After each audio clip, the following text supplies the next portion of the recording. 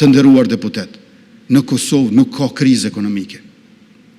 Rritja ekonomike në qerekun e dytë si vjet ka qenë 4,58% të bruto produktit vendor.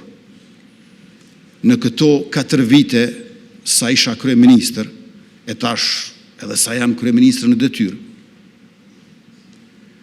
asnjëherë rritja ekonomike nuk ka qenë në 4%. Rritja mesatare ekonomike është 6%.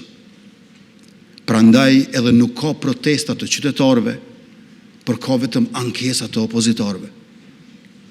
Në Kosovë nuk ka krizë ekonomike, po rrezikojmë të kemi krizë sociale, nga kriza buxhetore, financiare, për shkak të keqpërdorimeve të procedurave.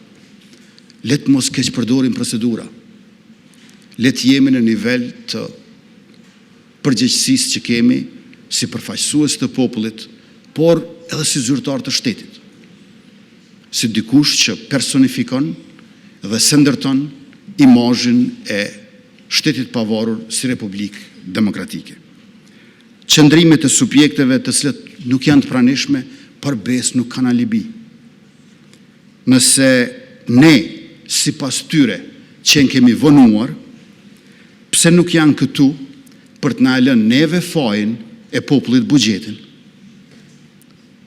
Nëse ne që kemi vonuar, pse nuk janë këtu që të na lënë neve fajin e popullit buxhetin? Këtu është vendi për të folur e për të votuar.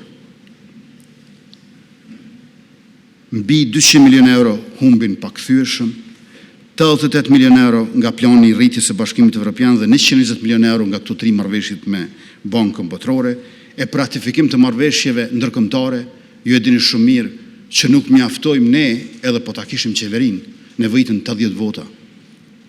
Por interesi publik dhe e mira shoqërore e kërkon që të jemi aty bashkë. Është një çështje tjetër, po të kishte parti opozitare që do të thoshin, nuk duam të marrim kredi nga Bashkia Ndërkombëtare. Që është qëndrim politik. Nuk duam të marrim kredi. Edhe nëse është 0%, nuk duam të marrim kredi. Nuk na nevojiten grantet e Bashkimit Evropian. Nëse do të kishte parti opozitare që do të thoshin këso qëndrimesh politike, unë e kuptoj.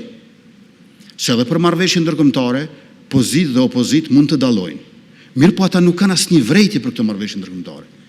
Cili është kuptimi të bojkotosh votimin e marrëveshjeve ndërkombëtare, ndërkohë që pajtohesh për to?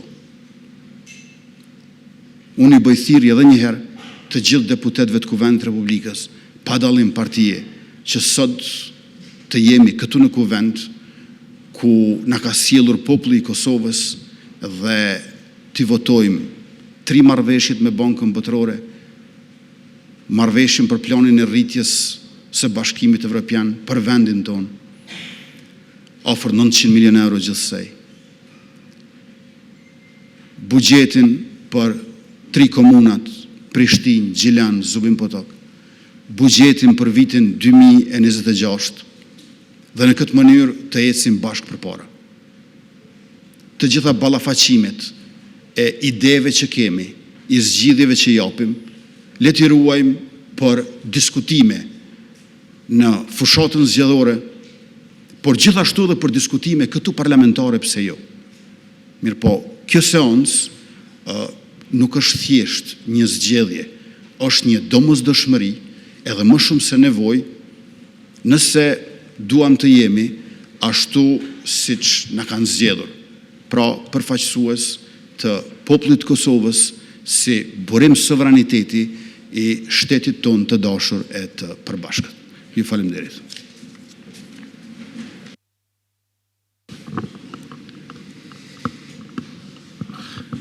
Fjalën me radhë ka kërkuar zonja Gërvalla.